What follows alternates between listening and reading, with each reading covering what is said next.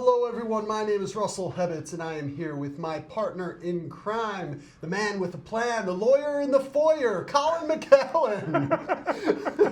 say hi to everyone, Colin. I only hang out in foyers. You're never going to find me in a kitchen or a living room. I got news for you. Not in the hallway. Never. Not in the conservatory. He just does his best work in the foyer. What can you say? Man, Russ, happy spring. You know what? Do you hear that? I hear birds chirping. Oh. I hear fish splashing. Squirrels chasing each other. I hear sounds of springtime. And the reason I can hear that, of course, is because I have superhuman hearing and was just born with that. I mean, I can hear everything. I had no idea. Yeah. It must be your unusually large ears. Well, I had them reduced surgically, but they still work really well. So I'm sorry for the rest of you who can't hear all of those things. But the point that I'm making is spring is in the air, and that's always a good thing, right? I mean, you know what I like to do in the spring? I like to have myself maybe a fentanyl sandwich or two. You know, the problem with fentanyl sandwiches, though, Russ, is you can usually only have one. That's true, and it may be your last meal. You're not going to be able to get another one. No refills. So, Russ, why are we talking about fentanyl sandwiches? That was kind of weird. We are talking about fentanyl sandwiches because we're going to be giving everyone an update on the Kouri Richins case. Oh, yeah. So this one has been going on for a while. We did an initial episode back on episode 117. So if you didn't catch that one or you want a refresher, go back, listen to that one. That lays out kind of the whole case. But now, here we are. It's now been, going on 3 years, and she is in trial in Utah right now. Today. Right, as we speak. Her trial's going on. Day 13, I believe. Yep. Somewhere around there. 13 or 14, yep. Yeah. So she is on trial for the death of her husband. She is charged with 1 count of aggravated murder, 1 count of attempted aggravated murder, and 2 counts of insurance fraud and 1 count of forgery. We have previously discussed this case, Russ, and our initial episode really kind of talked about the nitty-gritty of the charges, what she's accused of, why. I think you'd be very well served to go back and listen to that. It's episode number what, Russ? 117. 117. So go check it out. We did that one a while ago, and that's because this case has been pending for a long time. She's been in custody awaiting trial for 3 years now. There were tons of delays. There were delays related of her own making, related to she changed counsel a few times. She was pro se for a while. Of course, a case like this in Utah, it's going to garner a bunch of pretrial publicity, a bunch of pretrial motions. There's just been kind of a long, winding road to the trial in this case, Russell. What's pro se, Colin? Pro se. It's Latin. Thank you. Yeah. Next question. Pro se is a Latin term that means you're representing yourself in court. You're your own attorney. Yeah. All right. Never a good idea. Never a good idea. No. A client who does what's the? It's a client who represents. An attorney who represents himself has a fool for a client. There it is. Yeah. So, but she's not doing that. She's got representation, and so she's lawyered up. She's good to go. Yeah, and her attorney's putting on a pretty good defense. Yeah. And so the trial began on the 23rd of February. It's expected to end at the end of this month, so on March 27th. Yeah, it's moving quickly. It seems like it's moving ahead of schedule from what the parties are saying in court. So we thought this is going to be a part 2, obviously. We thought we would talk about kind of what's going on in the trial, but our focus, Russ, is going to be laser focused, if you will. We are lasering in tightly and succinctly on a person by the name of Carmen Lauber. Yep. Now, we did talk about her in episode 117. To remind our faithful listeners, this is the housekeeper who was employed by Kouri Richins. Kouri Richins, to remind you, had a real estate business. She was flipping houses and frequently necessitated the use of Carmen Lauber to come in and clean up a residence, things like that. Well, Carmen had a side hustle, Russ. She was also a drug dealer. Specifically, she was at least a drug user, a heavy drug user. Right. And she, like so many drug users, they kind of go down into this rabbit hole of drug use and addiction, and oftentimes they end up dealing a little bit to fund their habit, Right. right? Exactly. And Carmen was no exception. That's right. So she is a drug user, and she was known to be able to get her hands on some of that stuff, oxycodone, fentanyl. And so Kouri Richins, as it relates to this case, Kouri Richins approached her in 2022, 4 separate occasions, according to her, and essentially transacted in the purchase of fentanyl. Kouri asked Carmen to procure Kouri some fentanyl, Right. which according to Carmen, she did on a few different occasions. And the timing of these transactions, Russ, they coincide with, I guess, fentanyl abuses, I don't know what we call them, fentanyl episodes involving the victim, Mr. Richins, in this case, Eric Richins. Right. So she testified there were 4 different purchases. 3. So this is Carmen Lauber. She testified 4 different sales where she procured fentanyl for Kouri Richins. 3 prior to Eric's death, 1 post his death. But the 3 prior, the 2 key ones are, 1 was, according to her, procured right before the alleged fentanyl sandwich. And this is when Eric came home. Kouri had a sandwich from a local takeout place for him. He ate the sandwich. He immediately broke out into hives, said he felt like he was going to die. Now, he survived, and everything was okay. Then, not 3 weeks later, there was another fentanyl purchase, according to Carmen. Yeah, and according to Carmen, she was instructed, we talked about this previously, the directive from Kouri to Carmen was, hey, get me some of that Michael Jackson stuff. Some of that good Michael Jackson stuff. Yeah, looking for the really, really good stuff. And it was shortly after that alleged transaction that Eric actually died from a fentanyl overdose, 5 times the fatality level of fentanyl, so an incredibly high dose. Right. So that's kind of where we are. Now, Carmen has some issues. Clearly, she has a history of drug use, drug abuse.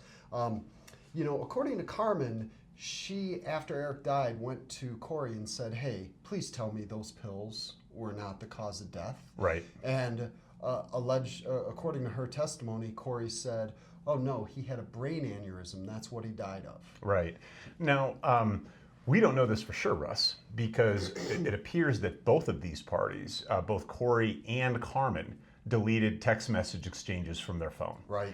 And so we don't know exactly what was said because we know that some text messages disappeared. You have to take someone's word for it. Yeah, right? Yeah, something that the defense has been making a big deal about. Yeah, okay? According to Carmen, the cause of death became public, right? It was released, and it was released as a fentanyl overdose. Right. So according to Carmen, she was overcome by guilt. She felt like she had to do the right thing, and that's why she came forward and is testifying. But Colin, that's not the only thing going on with her testimony, right? Right, but I have to confess I don't know where you're leading me to with that segue. I appreciate the honesty there. Where are we going with this, Russ? Well, so she got some sweetheart deals. Oh, okay, right? Sure. I can talk about that. Yeah, she got sweetheart deals with multiple jurisdictions. Well, and let's talk about sweetheart deals, okay? Russ mentioned a moment ago that she felt compelled, that she felt guilty, that she wanted to make the situation right? Well, here's some other things that might have been on her mind, certainly that the defense is pointing to. Russ, she was exposed to several different prosecutions for her role in this case. And these were no slap on the wrist penalties she's facing. First of all, in Utah, they could have charged her with manslaughter, which is essentially an unintended death. But for providing the drugs that someone overdosed exactly. on, right? That charge right there, 1 year to 15 years in prison. Okay, but that's not it, Judge. Yeah, thank you. I'm not done, Your Honor. I'm finally getting the respect I deserve. I should have stood when you walked in today. I don't know what I'm thinking, I've Judge. been waiting for that for years. Look at me. I feel like I'm in the heat of the moment. I'm arguing. I'm like, but that's not all, Judge. Let's look behind door number 2. where I was going is other criminal charges she's facing. This is, by the way, becoming more and more of a trend across the nation. We are seeing really stiff penalties for distribution of fentanyl, which leads to death. That charge, Russ, there is such a charge in Utah, 5 years to life in prison. Yeah. But Russ, there's also a federal statute. Right. I saw the federal one. You can be charged federally if you distribute fentanyl that causes death. That's 20 to life. Yeah, and this trend, like Colin said, like 10 years ago, we didn't see any of these cases. No. Like people just died, and that was kind of the end. It was a tragedy, and that was it. They overdosed. That's it. Now, so yeah, more and more law enforcement agencies are going after the source. They're going up the ladder and then charging those dealers with murder or manslaughter. And honestly, those investigations are having success because everybody on the rung, everybody on the rungs of the ladder from the bottom to the top, none of those people want to go to prison for this amount of time, so they roll on the people above them. You roll up and you roll up and you roll up, and eventually you get to some pretty big dealers. Exactly. So the point that we're making here is certainly at some point, Carmen must have realized, oh my gosh, I am in a world of trouble if these pills can be linked to me. Right. And I could be literally left holding the bag. Yeah. Because she's the one who procured these things. Right. And when she says, I was overcome by guilt, I mean, maybe she was overcome by fear that she was going to end up in prison for decades to potentially life. Right. So yeah, go ahead. Yeah. So she got sweetheart prosecution immunity deals in 4 separate jurisdictions. So 3 different counties in Utah, and the federal government for that 20 to life gave her immunity. Yeah, we're going to go ahead and look the other way on what you did in this case, as long as you offer truthful testimony about Kouri Richins. That's what they're after. They are after Kouri Richins, and they're willing to let this person, this lobber, slide with nothing. Yeah. She's not going to face any prosecution as long as she testifies truthfully. And from a law enforcement or prosecution perspective, that really does make sense because by all accounts, Carmen Laubert, she was primarily a user. She was procuring drugs for Kouri, but that wasn't, she wasn't your typical drug dealer. She wasn't out there with, a bunch of different drugs in the trunk of her car, driving around, making deals. She was a user, she was an addict, and so it makes sense for the prosecution to not worry about her as much as the person they believe is a murderer. That's true, but I'll offer this as kind of a rebuttal point. Counterpoint? If you will. Yes. I will, sure. The counterpoint, I would say, is we only know this information from her, though, right? Yeah, we don't have access to text messages. We don't know more about what Carmen Laubert knew that Kouri was doing with these drugs. For example, I think your point would be well taken if Carmen Laubert is under the impression, oh wow, my employer wants to get a little high once in a while. Okay, I'll kick her a little bit of my stuff, my personal stash, and here, knock yourself out. That's fairly benign, right? I mean, obviously it'd be terrible if something happened, but you can understand that anyway. It becomes a much different thing if there's an allegation that Carmen knew where these pills were going to be going and what they were going to be used for, and I don't think we have a lot of information about that. From what Carmen says, Kouri never provided a lot of that information. Right, we only have testimony from Carmen, and Carmen's testimony is, I had no idea what this was going to be used for. She presumably thought it was going to be used for Kouri to get high. Right. Right? So, this is, it's interesting, but yes, to Russ's point, these deals happen. They're after a principal actor, and in this case, they're after the wife. They're after the person who was spearheading this whole thing. Right, and she's a key witness for the prosecution. And for the prosecution's argument, they're saying, listen, she's testifying honestly. She's testifying because she felt this overwhelming guilt that she testified about Eric's death. She's testifying because, as Carmen testified to, I think it was end of last week she testified, she said, I know if I don't testify honestly, I'm going to go to jail for a long, long time. Right. Because remember, the agreement is for truthful testimony. Right. So if she gets up there and lies, then the whole agreement can be ripped up, and then they can prosecute her for everything initially and tack on perjury charges. Of course, what the defense is going to say, though, is, okay, yeah, who decides whether or not she testifies truthfully? The prosecution does. And the prosecution, she's going to say exactly what they want her to say, whether it's true or not. That's exactly what they're going to say. So here's the defense, right? So they're going to say exactly that. They're going to say, hey, listen, this was all laid out by the defense. There was evidence in there testimony was elicited that she didn't have a super clear memory of what was happening back then because she was using she was using at the time. Drugs. Right. And she also said, look, these were cash transactions. They happened at different places and locations. She had struggles remembering these things. Right.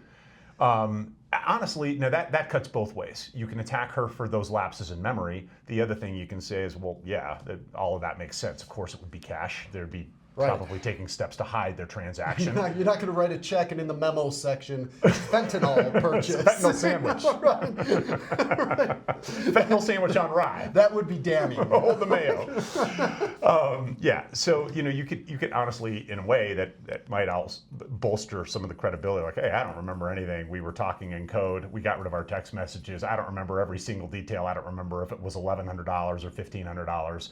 You can understand how a person might have those lapses. And the fact, Colin, that you can argue kind of both sides of it was striking to me because the prosecutor, Bloodworth by the way, is the name of the prosecutor. Wow, Bloodworth. Bloodworth. Oh my gosh. I mean, if that was the prosecutor like putting me away, I'd be like, oh my gosh. I feel like that should be a character in a Marvel movie.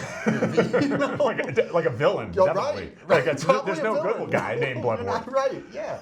It would be Good Blood if it was a good guy. But Bloodworth, doesn't sound great. It's like the arch nemesis of Good Blood. I think we just created two comic book characters, Russ. This is trademarked. So Marvel, you may not use this without our written and by the way, next week we're not doing true crime. We're going to be talking about the adventures of Good Blood and Bloodworth. We're going to be in Hollywood pitching a new Avengers movie. But so Prosecutor Bloodworth, he emphasized during redirect with Carmen Lauber that she was still in the early stages of recovery until she got arrested in April of 2023. Which meant she was behaving like an addict by using drugs and lying about it. So, he's trying to blunt her inconsistencies, which we'll get to in a minute. Right. But what I can't help looking at that saying, okay, you're blunting the inconsistencies, but you're saying she's a liar. Right. Why are you doing this? Yeah, why? So, that was one move that I didn't love. Prosecutors do like to uncover their own blemishes in their own case. They don't want the defense attorney to come up and lambast this lady. It's possible he was trying to kind of take the wind out of the sails a little bit of the defense. Of course, the defense is going to be screaming down saying, oh my gosh, you can't believe a word this woman says. She's a user. She's trying to get out of this. She's passing the buck. And there were inconsistencies. So let's talk about some of those. How about before we do that, I think it's a perfect time, Russ, to take a little break and play a little Is This Legal? How does that sound? We got some good stuff coming up. We're going to be talking about Carmen Lauber's inconsistencies that the defense is going to jump all over like a bouncy castle. Yeah, and then we'll just kind of recap our thoughts, and of course we got a dumb criminal of the week, a good one. So and we get to talk about a whole new witness just briefly that you haven't even heard from yet. So tune in. Yeah, you're out of excuses now. Talk to you soon.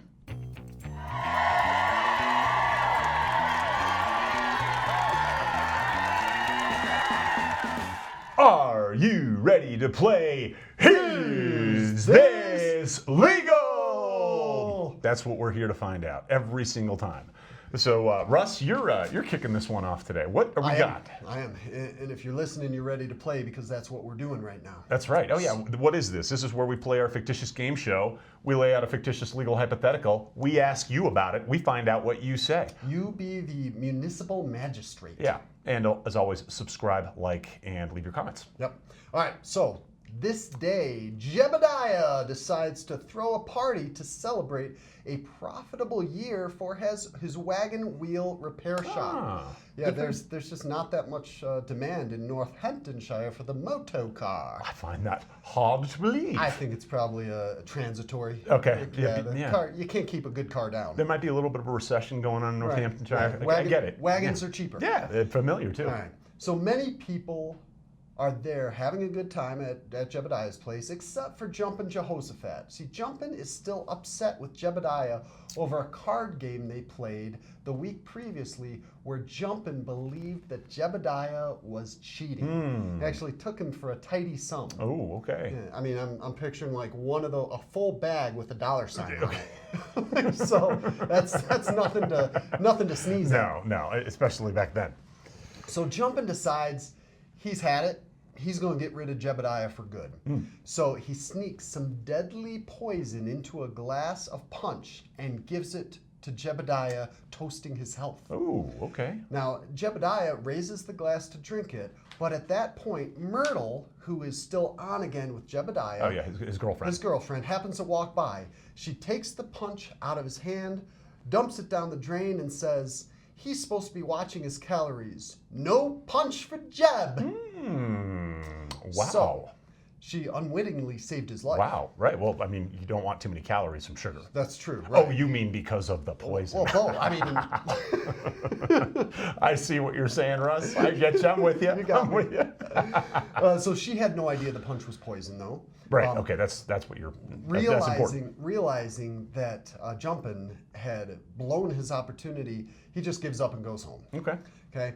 Which good listener, good viewer, of Yeah. the following crimes did Jumpin' commit? Ooh. Okay. It's multiple choice. So Multiple it's choice. 25% chance of getting it right here if you're Okay. just blindly a dart at a board. Right. A, attempted murder. B, assault. Salt. 3, reckless endangerment. Mm-hmm. Or D, no crime at all. No crime at all. I mean, no harm, no foul kind of thing. That would be that answer. Okay, If all you right. subscribe to the no crime, no harm, no foul, Right. then D is your answer. Okay. D is your boy. That is a good one. Yeah. So take a moment, think about it, speak amongst yourselves. I wonder if Officer Cornelius was invited to that party. I doubt it. I didn't hear him in there. You know, over the years, they've grown distant. Right. The Well, two. I would imagine. After all the arrests. I can't imagine they like each other that much. No, they used to be friends. Yeah. No. What I want to know then, I mean, if Cornelius wasn't there, do you think Jebediah was serving some of that moonshine in that punch? I'll bet he was. I bet he was. I'll bet Yeah. everybody And was having a good time. Pretty good plan by Jumpin', honestly. The punch. What did someone spike the punch or did someone spike the glass? A lot going on. Right. Everybody's drinking. I don't remember who I was talking to. Like Tough it's to pin that a down. good plan. Did he drink Really it? good plan. All right, so that's enough. Lock in your answers. Colin, what is the answer? So, which of the following crimes, let's recap them really quick one more time again for you. Which are they? A, attempted murder. B, assault. C, reckless endangerment. D, no crime at all. This is a classic case of attempted murder. Clearly attempted murder. And guys, it's pure and simple, okay? You don't need to physically harm someone to commit attempted murder. You don't need that messy body like you do for a classic murder case. You don't need a death. Yeah, you don't need a death. In this case, what you need is you need a couple things. You need intent. Right. We need a mens rea, right? We need to prove that he actually wanted to kill him. We know that from the hypothetical. He had a motive, he had reasons, and this was premeditated. And we also have a substantial step toward the commission of the crime, and that is the legal phrase that any attempted murder statute in all 50 states is going to look at. Did the person take a substantial step to the commission of the crime? In this case, we've got Jumpin' Jehoshaphat pouring poison into a drink. It's basically his murder weapon, and he delivers it to Jebediah with the intent that Jebediah is going to drink it. But for Myrtle coming in at the last minute and saving him, Jebediah is a dead man. Yeah, so clearly substantial steps. You know, it wouldn't even had to have been this explicit. Like, it could have been, he formed the plan, he wants to kill him, he purchases poison. Right. That may have been enough, Right. Because that's a substantial step to the fruition of his plan. Yep. So there you have it. Hopefully everyone nailed this one. Yeah, it's not assault. I suppose it could be reckless endangerment, but that's pretty, I mean, you're going to charge attempted murder here. Yeah. So that's the main charge that he's looking at. So how'd you do? What'd you guys think of that one? That's kind of classic 1L law school stuff right there. Yeah, first year. Yeah, so Any first year lawyers or law students out there who got that wrong, go re-enroll in criminal law. Well, I'm sorry. Just out? Yeah, Get out? like Yeah. maybe you should consider They're probably gonna, welding. they're Maybe you probably should gonna consider go into like a SEC regulations. Yeah, don't do coding from what I hear. I guess AI is coming for you. AI is for sure coming for you. They're probably coming for us too, but they're coming for everybody. Anyway, we'll leave it at that. How'd you do? If you didn't do good, don't worry about it. We've got your back next time. You're going to have plenty of opportunities to strut your legal stuff. And by the way, check out our YouTube channel for those of you watching. We've got a bunch of these. Yeah. This isn't the only one. We're banging out these. So knock them out and just, honestly, this is your Friday night entertainment right here. Have a party. Yeah, we just did you a favor. It doesn't cost anything. Thanks, everyone. We'll see you on the flip side. Bye.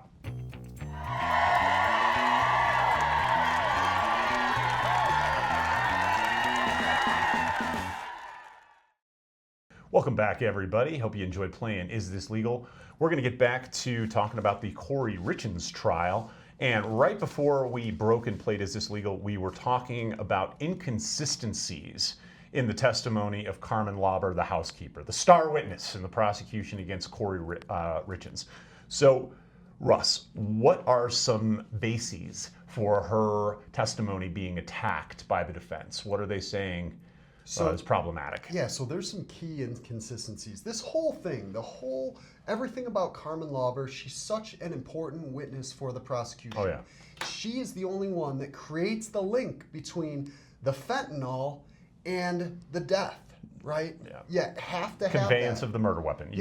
Without that link, this case is done. Right. It is really We'll tough. talk more about that too, why, and some of the other defenses that can really poke a hole in this prosecution later. But sticking with Miss Lauber, so, Russ, what are we talking about here? Yeah, so Miss Lauber, she's so important, but she is inconsistent on several key points related to the issue at the heart of this defense or prosecution, which is how did the fentanyl get from Kouri to Eric, right?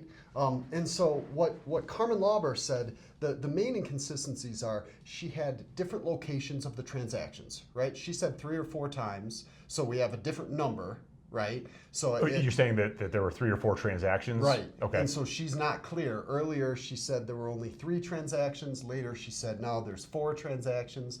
The location of the transaction. So the question is, okay, Miss Lauber, where did these transactions take place? Where did you give Kouri Richins the actual fentanyl that we're saying was then used to kill Eric Richins? And she at one point says, yep, Kouri came to my house. She pulled into my driveway. I came out. I gave it to her.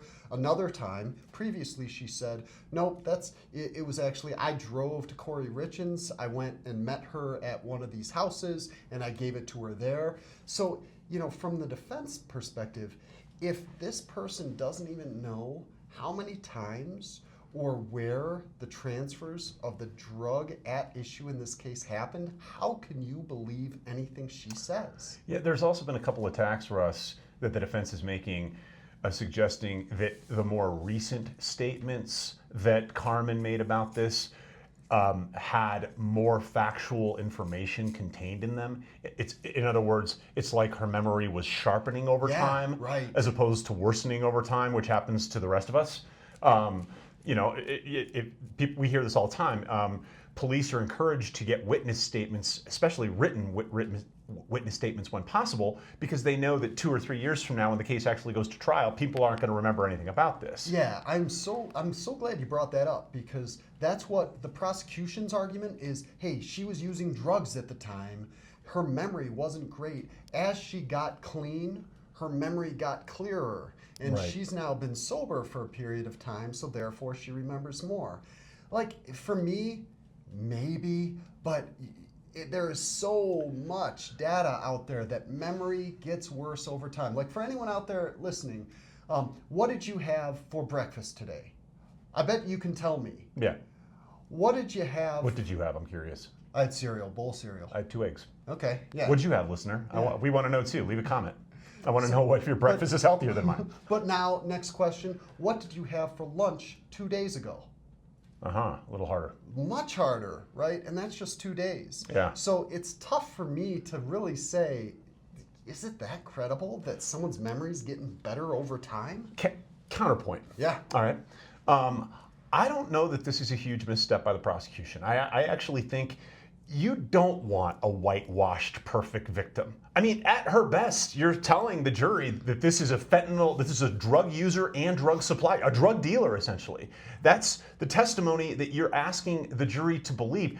I don't think you want to present a witness as being this pristine, untouchable person who doesn't have flaws. Yeah. I kind of like some of that she can't remember everything. It also, Russ, if I may, just let me continue. Yeah, sure. It also diminishes what the importance of these events were to Carmen. Remember, she thinks that she's just given her boss a little bit of a kick. She's not going to remember all of these things. Why would she? If she had actually believed that Kouri Richins was going to use these things to commit murder, you might expect her to remember a lot more about the transactions. But I don't know. I mean, I guess I'm even as a defense attorney willing to forgive the fact that she doesn't know everything about everything. So I don't think it's a misstep by the prosecution. I think you have to have an explanation for it, and you have to your point, embrace the fact that she doesn't remember everything. But from the defense's perspective, this is a problem, Sure. And it's a big problem. And if I'm the defense, I am jumping all over the fact that she's inconsistent, she's saying different things about key pieces of evidence, and then the prosecution's sitting there saying that she's getting smarter and recollecting more over time. You know, what the defense is saying is all of this was laid out for her. That the investigators, the detectives, they wanted Kouri. They wanted Kouri. They wanted and Kouri, like, hey, and we know you're involved. Yeah, this is what we think happens. Yeah, exactly. Carmen, fill in the blanks for us. Let us know. Isn't this right, Carmen? Right. Isn't this how it happened? Carmen, you didn't know that Kouri was going to take these pills and administer to someone else, right? We know you didn't know that. Right. But here's what we think happened, and you know, it sure would be good if you could corroborate that for us. Yeah. You know, it's that type of now, thing. I'm just going to say this, and this may be a little out of order, but it's just on my mind, and it may be on the mind of our listeners.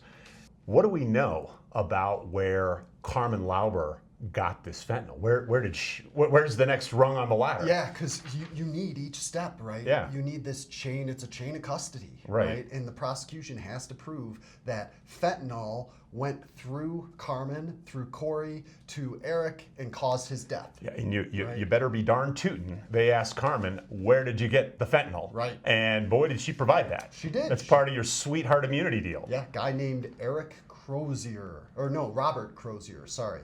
Robert Crozier, who is a Utah drug dealer. Okay, so that is his main gig. Is that like his LinkedIn description?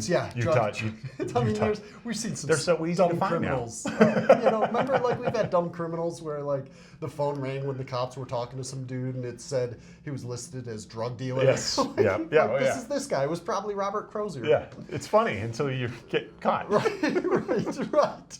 So he testified in the case. Okay, so he was identified by Carmen. He was interviewed. He got an immunity deal to testify. Wow. And so here he is testifying. But his testimony is very interesting, Colin, because it actually, I think, helps the defense more than helps the prosecution. Let's talk about it. So here's what Robert Crozier testified to. He says, yep, I did have multiple drug deals with Carmen in early 2022, and I did sell her drugs multiple occasions, but I sold her oxycodone, not fentanyl. Mm-hmm. Okay? That is huge, people, because then that just breaks that really important fentanyl chain. Right. You know? So there's some issues with it, but what he testified to is that, hey, I didn't even have a fentanyl dealer that I could get my fentanyl from in early 2022. It was late that year that I started dealing fentanyl, so I didn't even have a way to get it. A big problem with that testimony for him is in 2023, there was a police interview where he told the police, yeah, the pills could have been fentanyl. Oh, okay. Okay? So here's what the prosecution's rebuttal to that very damaging testimony is. It's either one, hey, he was a druggie too, he may not have remembered, and earlier he said closer in time, so now they're flipping their argument, hey, he's got a better memory in 2023 than in 2026. Right, exactly. Right. But the other argument, which I think does have legs, is, hey, this is fentanyl. Fentanyl is in a lot of different drugs. Yeah, that's how things are laced with fentanyl. Right. We've heard about this. Exactly. Right? That's how cartels get people hooked, right? Right. So he may have thought he was selling oxycodone, but it actually may have been or had fentanyl in it. And now here's the thing that I'm struggling with, though, Russ, and maybe our listeners are too. I mean, I'm hearing that this guy is getting an immunity agreement. Yeah. We've already heard that Carmen Lauber is getting an immunity agreement, and these things are conditioned upon truthful testimony. And yet here we are with two people who are getting immunity for saying contradictory things. Right. I mean, Carmen Lauber saying, no, I got fentanyl from this guy. Crozier saying, I sold her oxy. Why did this guy get an immunity agreement, Russ? That's what I'm sitting here wondering. And maybe you answered the question a moment ago, which is, well, yeah, he's either going to lie about this or minimize it, but we've got him on this, in this 2023 interview where he basically acknowledges that it could have been fentanyl, and that's enough. Maybe that's enough where they're saying all of this is enough to say that this is a good enough link. Yeah, I mean, for me, if I were the defense attorney, you just lay it out and say, ladies and gentlemen of the jury, one of these two people with the immunity agreement is lying. Mm-hmm. One of them's lying. And the DA can't have it both ways. Right. They can't tell you that these people should be believed, so much so that they're not going to face any criminal prosecution of their own. Right. But also acknowledge that they've got problems with their testimony. This is a very tricky situation for the prosecution. Yeah. Okay. And so so at this point, Colin, if this were it, right, I'd say that, hey, looks pretty iffy for the prosecution. Like the main link that the prosecution has to prove has a lot of issues with it. They can't even prove that it was fentanyl that Kouri Richins bought, let alone that was the fentanyl that then made it into who knows what. Again, they don't know what the mode of transmission was. Right. Like they knew the sandwich from before, but how did it get into Eric? Right. Maybe his drink, right? That's the supposition, but right. no evidence of that. Right. But Colin, there's some other evidence that came out through the trial so far, right? Yeah, I mean, and we teased it, and we like we said at the beginning of the podcast, we wanted to focus on kind of the smoking gun testimony because that's what Carmen Lauber really is. She's essentially the delivery of the murder weapon. So I think she's a smoking gun. The case really does rest with her, but there's plenty of other stuff, Russ, that the prosecution is using to bolster their theory. Most of it's circumstantial, but we talked about the fact. First of all, she had Kouri Richins. Undeniably, she was in dire straits financially. Yep. Okay, she was in debt related to a house flipping business that she owned. I saw figures way back when we were looking at this to the tune of like $1.8 million. That's fact one. Fact two, we know that she was the beneficiary of life insurance policies from Eric Richins, and that one of those policies had apparently been materially altered and forged 30 days prior to his death. Yeah, well, right. So that's bad evidence right there. Yeah, there's a couple things about the life insurance. First, Eric changed the beneficiary of his life insurance policy from Kouri to his sister in a trust because he was worried about Kouri killing him. Yes. Right? And then the materially altered one that you just referenced, like that's one of her charges here. It is alleged that she just took out a $500,000 policy on his life without his knowledge and forged his signature on it. Yeah, his business partner testified. They presented him the document that was allegedly signed by Eric Richins to procure life insurance, and Eric's business partner looked at it and said, that's not his signature. That's a forgery. Right. So, they have other things. Of course, the other stuff There's another man involved. Yep. Kouri Richins Yep. was allegedly having an affair. Right. When all of this was going down, she wanted to escape her life. Things were not happy on the home front. I mean, again, her victim is telling his family members, "I think my wife is trying to kill me." And by the way, she poisoned me with a fentanyl right? sandwich. Like, that's separate. Like, Right. he went and told his family, if something happens to me, look to Kouri. Right. Because I think my wife is trying to kill me. You know, we haven't even, I think I'm going to mention the murder book, the children's book for the very first time. yeah, you know, right. obviously that doesn't make her look good. There's plenty of things that the prosecution can point to. She's not coming out of it smelling like roses. But I want to say this, because we're about to move on to predictions. And this is something I don't think we talked about enough the first time, and I don't know that the defense is talking about enough this time, Russ, which is that people have secrets, Russ. All of us have secrets. And as far as we know, Eric Richins might have been a fentanyl addict, okay? We have millions of fentanyl addicts in this country. And surprisingly, or not, many of them try to prevent other people from finding out about their secrets, whether they are obstructing their financial moves, whether they're obstructing their physical movements. Anything they can to keep this habit in the dark is what's going on. And if I'm the defense attorney, I am screaming at the jury, how do we not know this man wasn't an addict? Everybody's saying he wasn't. How do we know that he didn't fall victim like millions of people before him to this crazy addictive drug, and he was keeping it on the sly? That's something the prosecution has to disprove beyond a reasonable doubt. I mean, he could have been an oxy addict, right? He could have gotten an injury and then gotten some fentanyl-laced oxy and not known it and overdosed that way, right? Like, we don't know. This is something people don't talk about. At your last cocktail party, I'll bet someone didn't go up to you and say, "Oh, how you been?" "Oh, I've been great. I've been, using fentanyl 4 times a day. It's been awesome. It's part of my wellness regimen." I tell you, I can't tell you how many times I've represented defendants where their parents or their loved one calls and is like, "I had no idea my son had a drug problem at all, let alone a really serious one that's causing him all these issues." Right? It happens all the time. So all of this looks bad, but the prosecution, the DA, still has to say this wasn't an accident. Right. This was a murder. Right. And boy, when you're talking about a fentanyl overdose, I think that's harder than most. Yeah. That's all I'll say about that. Yeah. I guess it's not all I'll say about that, though, because we're 'cause going we to be have making predictions. All right. I think I have more to say. You definitely have more to say. Let's hear it. I feel like I'm been on the soapbox, so I want to let you talk. I'd like you to go just want first. to know so you can jump on my bandwagon. You see what I did there? That was a smooth. sneaky lawyer trick. That was smooth. Yeah. You got to call these sneaky lawyers on it when that happens. Yep. All right, so here's my prediction. So, going through everything, I really do. I fall where if there weren't all the ancillary evidence, there weren't all the circumstantial things about her affair, her finances, him telling his family. We didn't even talk about this, he went to a estate planning attorney and said, "Hey, I want to change all of my finances because I've recently found out that I've been financially abused, by Kouri."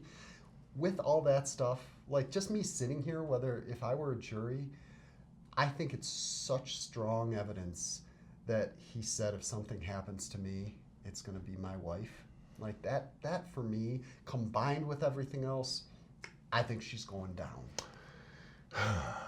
I'm with you, Russ. That's my prediction as well. I think she's going to get convicted. I think she's going to get convicted of murder. But I will tell you that I felt much more strongly about that conviction when I first looked at this than kind of where we are in the trial. Yeah. I don't know. There's issues. There are issues with the prosecution's case. I don't think they're insurmountable. Like you said, I think they have enough evidence. I think they have enough circumstantial stuff that can't be ignored. Yeah. Well, ultimately, is a guy named Bloodsworth really going to lose? he's out for blood, Colin. Come on. No way. I think he changed his name after he became a prosecutor. He's like, yeah, I want to intimidate the hell out of people. My current name is Poindexter, Your Honor. I need something that has a little bit more teeth to it. About Bloodworth. Yes. That's it. Yeah, and And we got to develop that, Netflix animated show we came up with. Good Blood in the... Good Blood versus Blood Wars. We need a better title. We do. The Blood Wars? Now we're getting somewhere. Let's get bloody. Okay. We'll come back next time and let you know. We'll take suggestions on that, by the way. Do you have a suggestion for the animated feature involving our fictitious people? Good Blood and Bloodworth. Let us know. Russ, let's get on to something stupid, shall we? Let's get on to some dumb criminals. It's your turn. Yes, it is. It is time for D C O T W. The dumb criminal of the week. Thanks. You're welcome. I shouldn't have had to prompted you there, man. Pregnant pause. It's pretend like you've been here before. God, what is this, episode 154? Apparently not enough for Russ over here.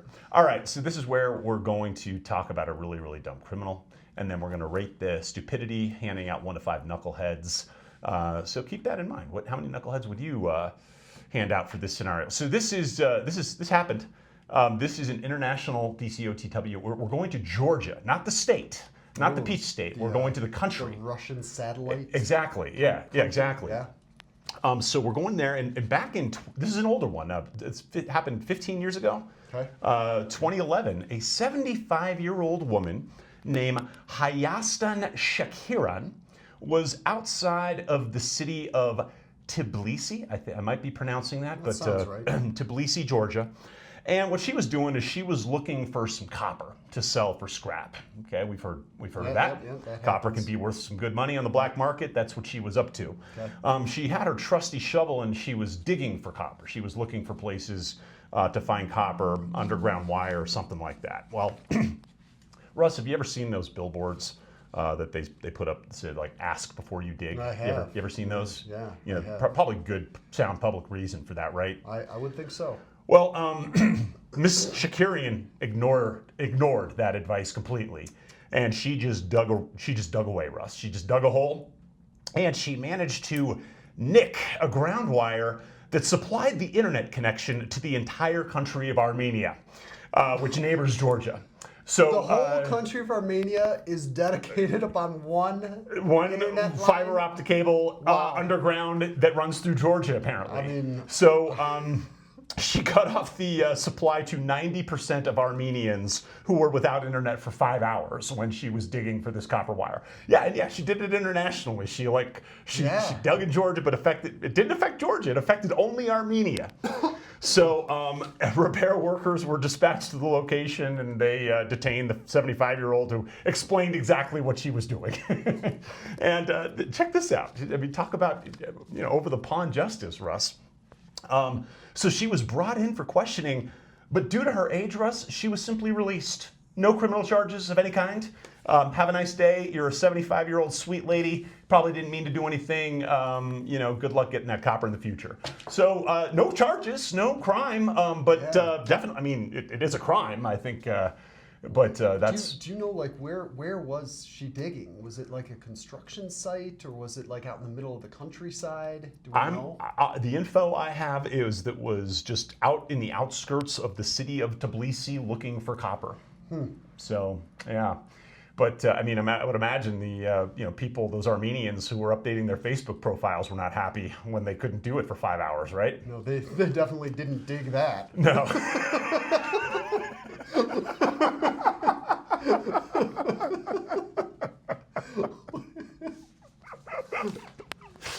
Oh, Russ, I mean, I guess the police were going to interview her, but she didn't want to make any more statements because she didn't want to dig herself into a hole.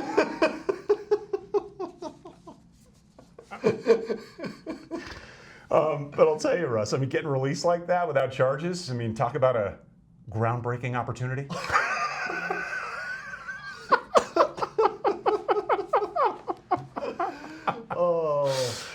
Okay, Russ. So, what do we think about that? Yeah, I mean, she's my least dumb criminal that I can recall.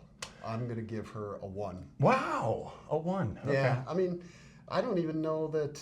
I mean, if she was digging in, like, maybe she's just looking for maybe some copper coins that, she's a treasure hunter maybe. Okay, all right. I don't have enough information. Honestly, to give her to more me, it than sounds one. like you're kind of like writing her story in a very favorable way. She's a 75-year-old sweet lady. She didn't get released for nothing. What I want to know is, where's her grandson? Where's her strapping young grandson to help her dig? Dig I mean, here. 75 years old, and she's having to fend for herself by digging copper wire. Where is her family? Yeah. Maybe they're the dumb criminals. Nadia, come dig this for me. I'm going to give her a 2, Russ. I mean, definitely I agree on the lower end of the spectrum. But, I don't know. We're just generally in a society where we know we shouldn't just dig random holes. You never know what you're going to find down I there. mean, I'm not convinced Georgia has those same helpful billboards that we have. Maybe. Okay. All right. But 3 is pretty low. Yeah, that's really low. 3 out of 10, not too bad. Old Georgian woman. Yeah, and technically she's not even a DCOTW because she wasn't charged. She's a DOTW. She's a dumb of the week. Yeah, exactly. So yeah, good for you, Hastian. All right, well, please, guys, this is where we implore you to reach out and make this a little bit more interactive. You guys can text us directly. If you go to our podcast description on your phone, you can hit a little button that says send us a text. Please do. If you have any show ideas, DCOTW ideas, is this legal ideas? Topics you want us to cover? Yeah, exactly. Please contact us. If you want old school email, that works just as well. Denver Crime Law, all one word, @gmail.com. We're on all the socials. You can find us. But Russ, you got anything else today? Nothing else. Thanks for listening. Thanks for watching. Be safe. Keep your eye on the sparrow, everybody.